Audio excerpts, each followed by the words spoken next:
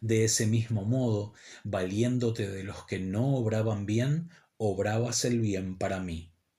Y valiéndote de un pecador como yo, me otorgabas justo pago. Efectivamente, has ordenado, y así es, que todo espíritu desordenado sea para sí su justo castigo. Pero ¿cuál era la causa de que odiase las letras de las que me imbuían de pequeñito? Ni siquiera ahora me resulta suficientemente claro. Las que me apasionaban eran las latinas, no las que enseñan los primeros maestros, sino las que enseñan los que son llamados gramáticos.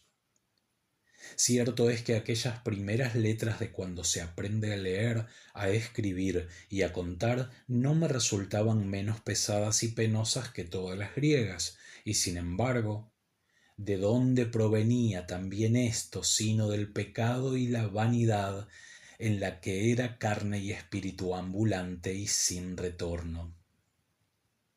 Y es que, después de todo, eran mejores por ser más verídicas.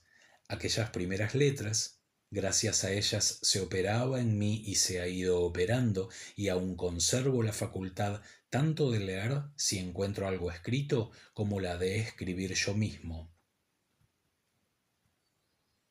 si lo deseo.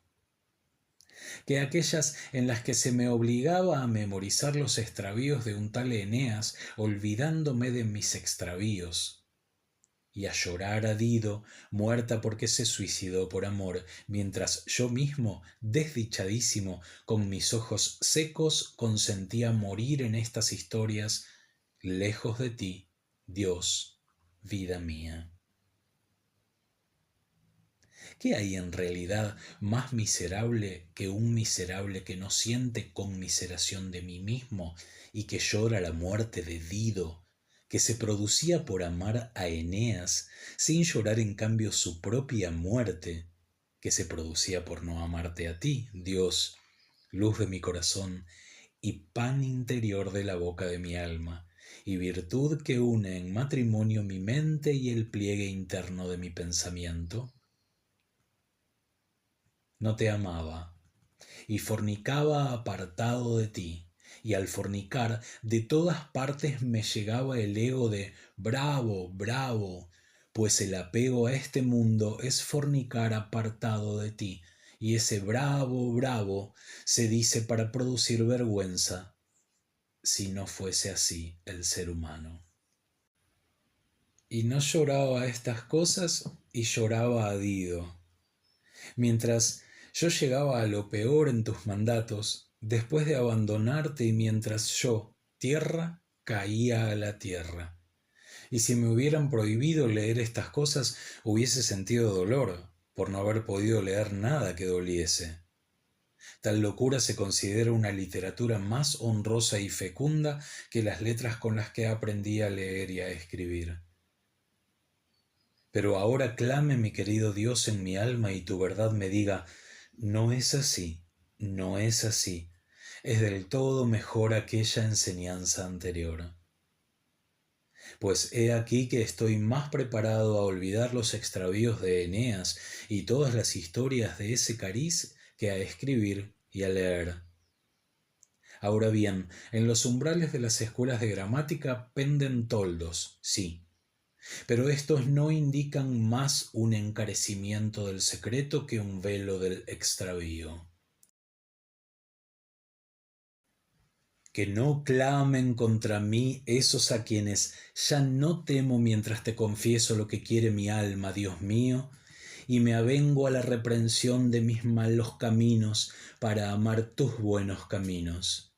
Que no clamen contra mí los vendedores de la disciplina gramatical o sus compradores, porque si al interrogarles les plantease si era cierto o no lo que el poeta dice sobre que Eneas había venido alguna vez a Cartago, los menos doctos responderán que no lo saben, mientras los más eruditos negarán que sea cierto.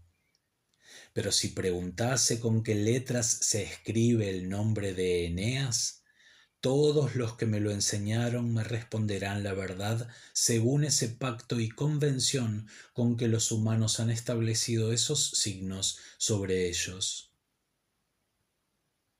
Del mismo modo, si preguntase cuál de las siguientes cosas olvidaría cada uno con mayor perjuicio para su vida, si leer y escribir o aquellas ficciones poéticas, ¿quién que no esté totalmente enajenado de sí mismo no vería qué responder? Así pues, pecaba yo de niño cuando por amor anteponía aquellas banalidades a esas cosas más útiles, o mejor dicho, odiaba éstas y amaba aquellas. Sin duda, el 1 y 1 2, 2 y 2 4 me resultaba ya una odiosa cantinela, y era el más dulce espectáculo de vanidad el caballo de madera lleno de soldados armados y el incendio de Troya y el espectro de la misma Creusa. Pero, ¿por qué odiaba también la gramática griega que ensalzaba tales historias?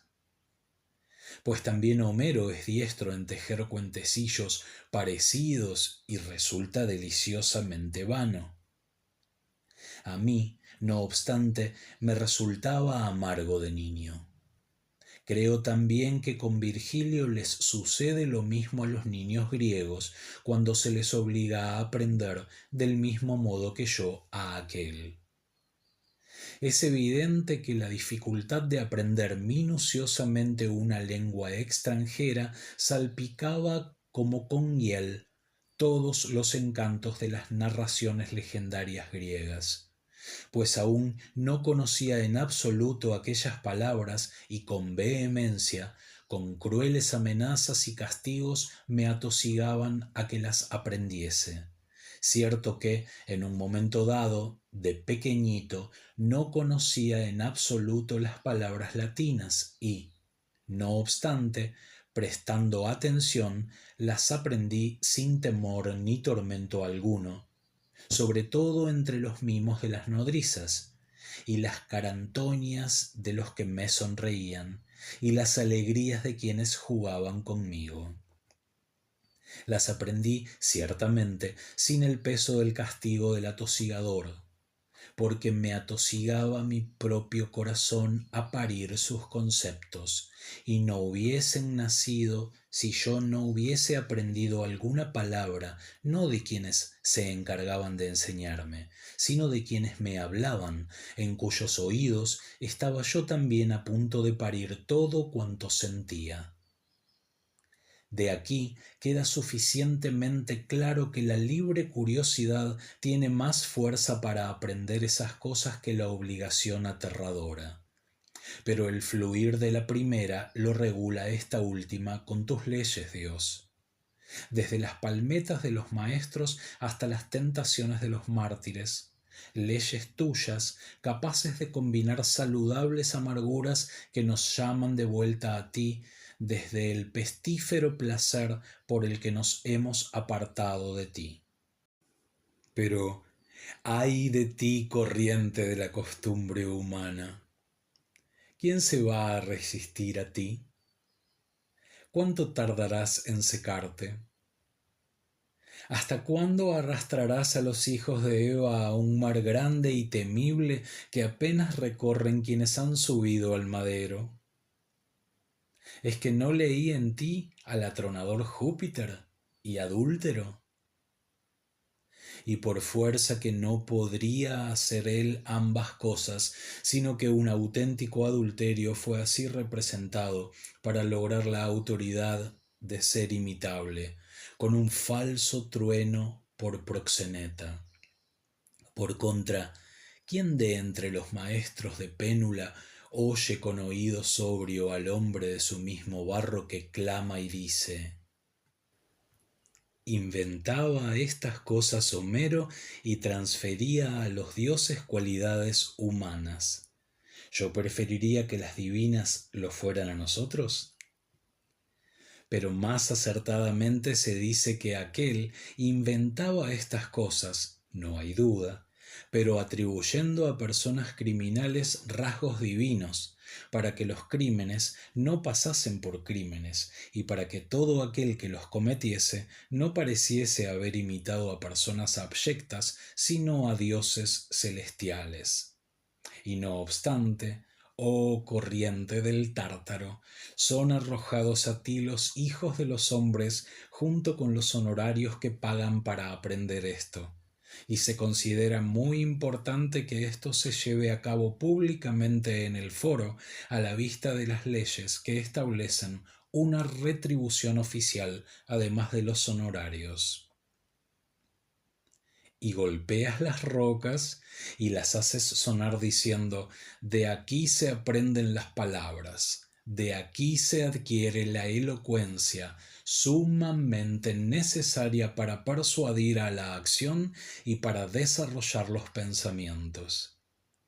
De lo contrario, no conoceríamos palabras como turbión y áureo y regazo y ofuscación y regiones celestes y otras palabras que en el siguiente pasaje están escritas, a menos que Terencio hubiese introducido a un joven sinvergüenza que ponía a Júpiter como ejemplo de corrupción sexual. Y mira de qué manera se anima a sí mismo al deseo carnal como por magisterio celeste. Pero vaya Dios, dijo, el que golpea las regiones celestes con el sonido más elevado, y yo, un pobre hombre, ¿no lo iba a hacer? Sí que lo hice, y de buen grado. No es en absoluto por medio de esta vileza como se aprenden más fácilmente esas palabras, sino que mediante estas palabras se consuma con más alevosía esta vileza. No echo la culpa a las palabras como si se tratase de copas exquisitas y preciosas, sino al vino del error que en ellas se nos brindaba de manos de ebrios maestros, y si no lo bebíamos nos golpeaban y no se nos permitía apelar a ningún otro juez que estuviese sobrio. Y a pesar de todo yo, Dios mío, ante cuya mirada ya me resulta seguro aquel recuerdo mío, aprendí esas cosas con agrado y en ellas, pobre de mí, me deleitaba, y por eso me llamaban un niño de grandes esperanzas.